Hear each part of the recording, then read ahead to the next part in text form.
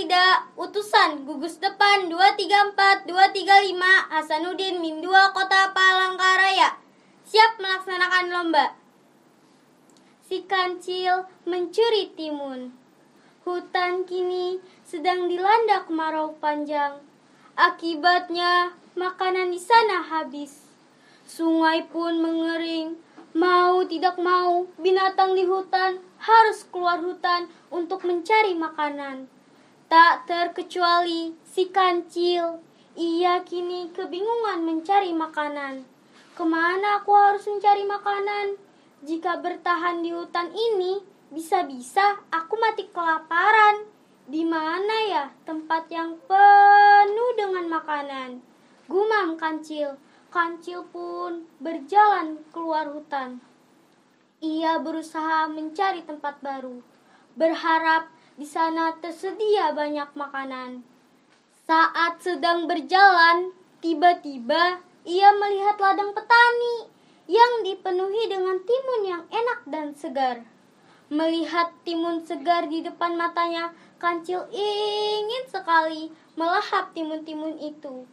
Seketika timbullah ide kancil untuk mencuri makanan milik petani. Mungkin tidak apa-apa jika aku memakan sedikit timun milik petani. Toh nanti dia akan menanamnya kembali, ucap kancil dalam hati. Tanpa pikir panjang, kancil pun segera masuk ke dalam ladang. Di sana ia mulai memakan timun-timun tersebut. Satu persatu ia lahap. Kancil sangat menyukai timun-timun itu. Tanpa disadari, kancil memakan timun itu hingga perutnya kenyang. Kancil pun pulang dengan hati yang senang. Aku tak perlu lagi kesulitan mencari makanan. Di ladang petani ada banyak sekali makanan. Gumam kancil sambil berjalan pulang. Benar saja, hari-hari berikutnya kancil kembali mengunjungi ladang petani. Di sana ia mulai memakan timun-timun tersebut. Awalnya hanya sedikit, lama-kelamaan jumlahnya pun bertambah setiap hari. Kancil pun selalu pulang dengan hati yang senang. Tanpa kancil sadari, perbuatannya diketahui oleh petani. Petani pun merasa geram akibat ulah si kancil yang telah mencuri timun dari ladangnya. Ia berniat membalas perbuatan si pencuri yang telah mengganggu usahanya. Aku akan beri pelajaran untuk si pencuri. Tapi bagaimana caranya? Pikir petani. Petani terus berpikir dan mencari ide. Hingga akhirnya ia menemukan sebuah ide. Petani mengambil bajunya yang tak dipakai, taping dan kelapa. Lalu ia menyatukan semua itu menjadi orang-orangan sawah.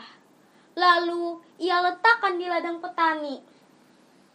Kau akan ketakutan begitu melihat orang-orangan sawah ini, gumam petani. Suatu ketika, kancil yang merasa lapar pun kembali mengunjungi ladang petani. Ia sudah tak sabar ingin segera memakan timun sebanyak-banyaknya.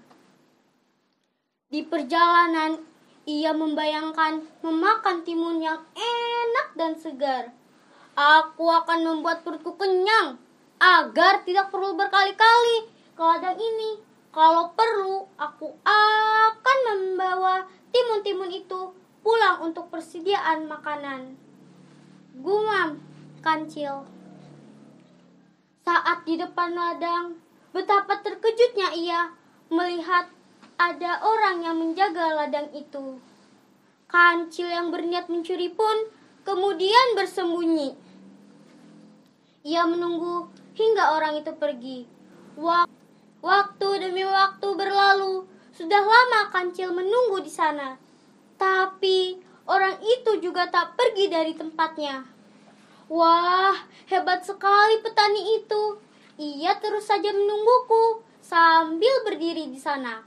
Kalau begini terus, bisa-bisa hari ini aku tidak bisa makan timun, pikir kancil. Kancil yang merasa lapar pun akhirnya menyerah dan kembali ke rumah dan tidak membawa apa-apa.